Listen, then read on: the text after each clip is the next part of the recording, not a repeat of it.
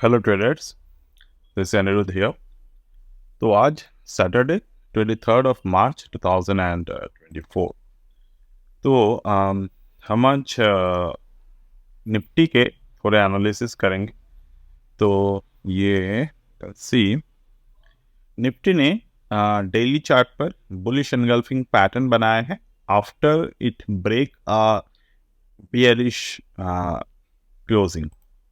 यानी कि अगर हम देखें तो प्रीवियस हफ्ता हमने डिस्कस किए थे कि अगर मार्केट इस लेवल के नीचे स्टे कर जाते हैं तो we will simply call this move as a bullish move, sorry bearish move. But अगर ऑन द टाइम ऑफ 21,905 के लेवल के ऊपर क्लोज होते हैं तो हम लोग इसका एज अ बुलिश मूव देखेंगे। तो मार्केट गैप अप ओपनिंग हुआ, बुलिश मूवमेंट की तरफ मार्केट जा रहे हैं। Now it is very much likely to be stay in a range। मतलब कि यहाँ से मार्केट का जो मूवमेंट, पॉसिबल मूवमेंट है, वो अपसाइड मूवमेंट हो सकता है, डाउनसाइड मूवमेंट भी हो सकता है। बट जो भी मूवमेंट होगा यहाँ पर एक नैरो डाउन मूवमेंट हम लोग देख सकते हैं possibly. Again in the stock market it's always important to understand that everything we think in the market is all based on the possibilities। मतलब प्रोबेबिलिटी फैक्टर यहाँ पर सबसे अच्छी तरीके से काम करते हैं। तो ये मार्केट का एक पॉसिबल जोन है, ठीक है, 22,500 से लेकर 21,900। ऑलराइट। और you can see the market have also another potential. अभी के लिए अगर हम लोग देखें मार्केट को कौन से पोटेंशियल पे ट्रेड करना चाहिए, आपको लार्ज मूव मिलेगा अगर मार्केट सपोर्ट को रिक्लेम करेगा, अगर मार्केट रेजिस्टेंस को रिक्लेम करेगा। तो ये दोनों रिक्लेम जब भी करेगा मार्केट में तब आपको एक बिगर मूवमेंट देखने को मिल सकता है। जैसे कि लास्ट ट्रेडिंग डे हमने देखा कि मार्केट ने जब ऑन दिस सपोर्ट, मतलब ये मदर कैंडल के सपोर्ट ऑफ द रेजिस्टेंस थे, जिस दिन मार्केट ने रेजिस्टेंस तोड़ा था हमें बहुत अच्छे मूव देखने को मिले थे। जिस दिन मार्केट में सपोर्ट लिया, इस मतलब इस सपोर्ट पे आकर मार्केट जब 22 मार्च को सपोर्ट लिए तो भी हमें काफ़ी अच्छी मूव देखने को मिला था। तो ये जो लेवल्स है ये की लेवल्स हम लोग इसको कहते हैं। तो की लेवल्स पे जब भी मार्केट आएगा, मेरे बहुत सारे स्ट्रैटेजी वीडियो अपलोडेड है यूट्यूब पे, आप देख लीजिएगा। तो वहाँ पर 1 मिनट टाइम फ्रेम पे अगर आप उसी थ्योरी पे अप्लाई करेंगे तो ज़्यादातर चांसेस रहेगा कि आपको बहुत ही लो रिस्क और हाई रिवॉर्ड ट्रेड देखने को मिले।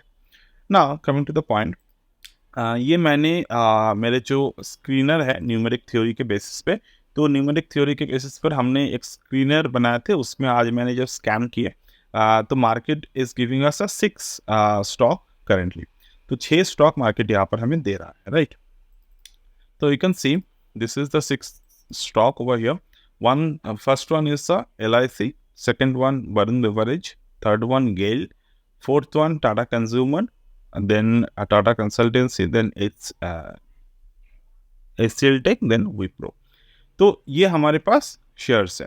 अब हम लोग एक एक करके देखेंगे ये शेयर्स में पोटेंशियल बन रहा है। अब पोटेंशियल ब्रेकआउट होगा या फिर ब्रेक डाउन होगा वो हमें देखना ज़रूरी है। ये सारे जो स्टॉक है ये रिट्रेसमेंट थ्योरी के ऊपर बेस्ड है। तो चलिए हम लोग एक एक करके देखेंगे। तो पहले तो LIC को देख लेते हैं।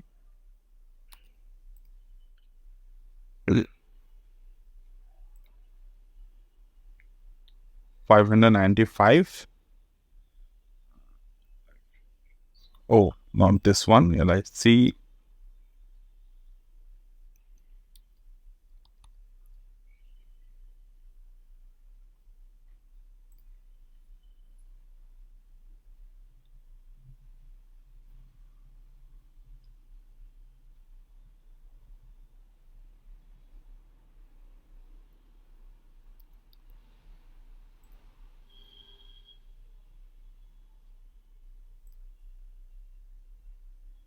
दिस। तो LIC को क्या हम लोग यहाँ पर देख सकते हैं, क्या नहीं देख सकते? हमने यू कैन सी हमने पहले इसको गैन एंगल पे एनालिसिस किया था and in the moment market made the Gann angle it on the upward side. तो यहाँ पर काफ़ी अच्छे खासे एनालिसिस बने हुए हैं। तो दूसरे अगर हम लोग अभी के लिए LIC को ऑब्जर्व करें तो क्या पॉसिबिलिटीज़ हो सकते हैं? डे चार्ट पर अगर मैं देखूँ तो डे चार्ट में खास कुछ नहीं दिख रहा। अगर मैं यहाँ पर वीकली चार्ट पे देखूँ तो weekly chart showing some kind of retracement, but ये अभी कंफर्म रिट्रेसमेंट नहीं है। अगर मैं प्रीवियस ट्रेंड को एनालाइज करूँ तो मार्केट जो सपोर्ट ले रहा है वो अभी 0.382 पे सपोर्ट नहीं लिए हैं, 0.382 पर आए थे और वहाँ से मार्केट ने फेल किए। तो पॉसिबिलिटी ये रहेगा कि जो शेयर हैं वो और रिट्रेस कर सकता है as per the weekly time frame. At the same time अगर हम लोग यहाँ पर मार्केट को मंथली टाइम फ्रेम पे देखें तो monthly time frame also showing some sort of यहाँ पर क्या कह सकते हैं कि प्रॉफिट बुकिंग। और जैसे कि मैंने डिस्कस किए थे, ये जो मैंने स्क्रीनर बनाए हैं तो ये स्क्रीनर हमें कोई बुलिश या फिर बियरिश इस तरीके से कोई ट्रेड नहीं दिखाता, बस हमें पोटेंशियल रिट्रेसमेंट थ्योरी के ऊपर हमें ट्रेड दिखाते हैं। तो अगर मैं पोटेंशियल रिट्रेसमेंट थ्योरी पर ट्रेड देखूं तो ये जो करंट कंडीशन है मार्केट का, ये बोल रहा है कि मार्केट ने एक सपोर्ट ब्रेक किया था, वहाँ से मार्केट अपने सपोर्ट के ऊपर जाने को रिक्लेम कर रहे हैं। तो ये पॉसिबिलिटी यहाँ पर बैठ सकता है कि अगर मैं यहाँ पे एक फिबोनाची रिट्रेसमेंट को ड्रॉ करूँ from here to here, I can see market ने इस पर्टिकुलर जो अप ट्रेंड बना था उस पर्टिकुलर अप ट्रेंड का 0.618 यानी कि 906.45, बट मार्केट ने जो रेजिस्टेंस ब्रेकआउट पे क्लोजिंग दिए हैं वो आए हैं 906.35। तो ये 10 पैसे का रेंज जो है ये बहुत इंपॉर्टेंट रोल यहाँ पर प्ले आउट कर सकते हैं। आप ऑब्जर्व करिएगा आने वाले टाइम पे अगर 909.60 के ऊपर डेली क्लोजिंग आते हैं तो हम लोग 956 और 1007 ये दोनों रेंज पॉसिबली देख सकते हैं, और पॉसिबल ये हमारे लिए हो सकता है। तो जब भी ब्रेकआउट होगा हम लोग स्टॉप लॉस अगर ब्रेकआउट होते हैं तो हम लोग स्टॉप लॉस ऐड करेंगे 888 के नीचे क्लोजिंग बेसिस पे as per the numeric theory. तो उसके नीचे जब भी हम लोग स्टॉप लॉस ऐड करेंगे we can get a good trading opportunity there. Next stock हम लोग देखते हैं Varun Beverages. You can see this is the stock, और ये भी काफ़ी ऐसे कंडीशन पे हैं जहाँ से मार्केट मेक और ब्रेक पे जा सकते हैं। डेली चार्ट पे कुछ खास क्लू नहीं दिख रहा है हमें। Weekly chart is showing some kind of random level and potential दिख रहे हैं। अगर मार्केट में यहाँ पर जो पोटेंशियल हम लोग मेजर पोटेंशियल देख रहे हैं तो यहाँ पर क्या दिख रहा है कि प्रीवियसली मार्केट एक रेंज पर था काफ़ी दिन, अभी वो रेंज को तोड़ दिए हैं, तोड़ने के साथ साथ ही मार्केट ने दूसरा रेंज बना लिया है। So it is a deciding factor is going on in this particular VBL। ठीक है, तो यहाँ पर भी कुछ खास ट्रेड नहीं है। The next one is the GAIL. The same routine could apply in the GAIL, and then this is the Tata Consumer Product,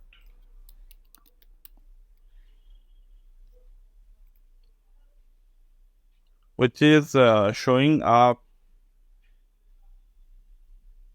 pattern of profit booking। तो यहाँ पर काफ़ी खास पैटर्न प्रॉफिट बुकिंग के बने हैं।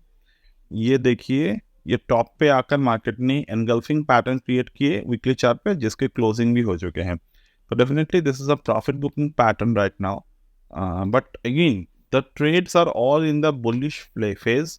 तो जब तक मार्केट एक बुलिश फेज में प्रॉफिट बुकिंग दिखाते हैं it's a sign of a strong stock. हमेशा ये बात याद रखिएगा, जब भी मार्केट बुलिश फेज में आकर प्रॉफिट बुकिंग साइन दिखाते हैं वो एक स्ट्रॉन्ग स्टॉक को रिप्रेजेंट करते हैं, मतलब स्ट्रॉन्ग फंडामेंटल को रिप्रेजेंट करते हैं। अगर मैं सिंपली यहाँ पर प्रीवियस जो डाउन ट्रेंड है इसको मैं ऑब्जर्व करूँ, ये प्रीवियस डाउन ट्रेंड है। प्रीवियस डाउन ट्रेंड का मार्केट 1.618 को रिक्लेम कर रहा है, मतलब कि, और 1.618 को रिक्लेम करने के बाद ये अपने 0.618 को रेंज को भी तोड़ दिया है। तो इस पर्टिकुलर समय पर हमें एक बात हमेशा याद रखनी चाहिए कि जब भी आप अप ट्रेंड की फिबोनाची रिट्रेसमेंट को ड्रॉ करो तो अगर देख रहे हो 0.6 ब्रेक कर चुके हैं वहाँ पे, तो पोटेंशियल 0.6 ब्रेक करने के बाद उसके जो लेवल पॉसिबल लेवल आते हैं वो आते हैं कि उसी ट्रेंड का एक्सटेंशन फिबोनाची ऑफ द 1.6। तो ये जो लेवल है ये आप याद रखिएगा। अगर मार्केट किसी कारण से करेक्शन में आते हैं specially in the Tata consumer, तो हम लोग यहाँ पर बहुत अच्छी तरीके से पिक कर सकते हैं stock.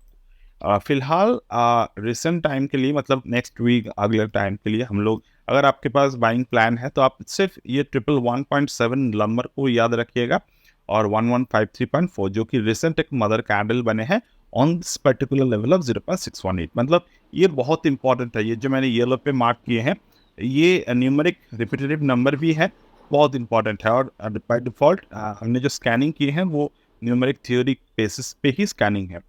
You can always, if you want to learn the numeric theory, you are always welcome. You can always join the course anytime.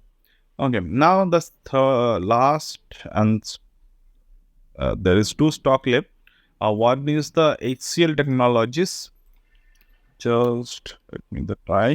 HCL Technologies जो है तो ये स्टॉक गिरा था, रिकवर किए हैं, but until and unless the gap is there, we will not look into it. Fibonacci यहाँ पर कुछ खास देखने की ज़रूरत नहीं है। और एक बात, पूरे जो मार्केट है अभी, मेजॉरिटी ऑफ द टाइम बहुत सारे जो शेयर्स है वो जून तक, इलेक्शन रिजल्ट तक इस तरीके से ही हो सकते हैं। There will be lot of stock जो इस दौरान भी ऊपर की तरफ जाएगा।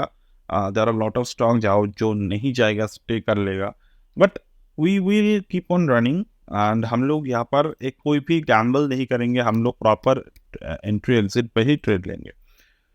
ओके, विप्रो को अगर हम देखें तो यहाँ पर देखो, विप्रो मेरे एनालिसिस किए हुए था, mirror projection 506 is possible target in Wipro.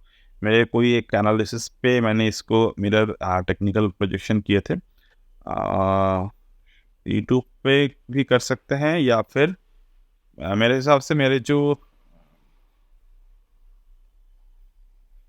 Mentoring programme है वहाँ पर हमने किया था इसको, ठीक है। तो that's the thing, I just need to share it. हाँ, ये वाला मेरे अक्टूबर नवंबर का एनालिसिस है। 506 मैंने जो पॉसिबल टारगेट बताए थे वहाँ पर, तो मार्केट वहाँ पर आए और आप देख सकते हो जो एंगल हमने ड्रॉ किए थे उस एंगल के 3/1 तक वहाँ से रिवर्स कर रहा है। तो फिलहाल अगर हम लोग देखें तो Wipro is one of the fantastic share and it's साल 2 साल में आईटी सेक्टर अगर जब भी रिकवर करेगा तो हम लोग इसमें बहुत अच्छी तरीके से मोमेंटम देखेंगे। फिलहाल अगर मैं ज्ञान एंगल यहाँ पर प्लॉट करता हूँ तो मार्केट ने ज्ञान एंगल के नीचे क्लोज दिए है एक बार, ठीक है। तो ज्ञान एंगल के नीचे क्लोज दिए हैं, मतलब प्रॉफिट बुकिंग शायद यहाँ पर ऑलरेडी जो आ रहे हैं, एक होते हैं प्रॉफिट बुकिंग, एक होते हैं टारगेट को रीच करना। दोनों चीज़ अलग अलग होते हैं। मैं हमेशा मेरे ट्रेडर्स को सलाह ये देता हूँ, जब भी आप देखो एक प्रॉफिट बुकिंग मतलब आपके टारगेट पे आ गए हैं, तो बहुत सारी बार क्या होते हैं, मार्केट टारगेट के बियॉन्ड चला जाता है। जैसे कि जो बहुत रनिंग शेयर्स होते हैं वो टारगेट के बियॉन्ड चले जाते हैं, तो वहाँ पर मैनेज कैसे करें पोजीशंस को। तो अब मान लो आपने 1000 शेयर खरीदे हैं कोई भी एक स्टॉक के, या फिर आप 100 शेयर खरीदे हैं, तो हमेशा रिस्क मैनेजमेंट के तौर पर आपको जब भी आपको फाइनल टारगेट मतलब 2.618 या फिर 3.618 जब भी आ जाते हैं, तो वहाँ पर आपके मेजॉरिटी ऑफ द पोजीशंस आपको खाली कर देना है। That's for the trading.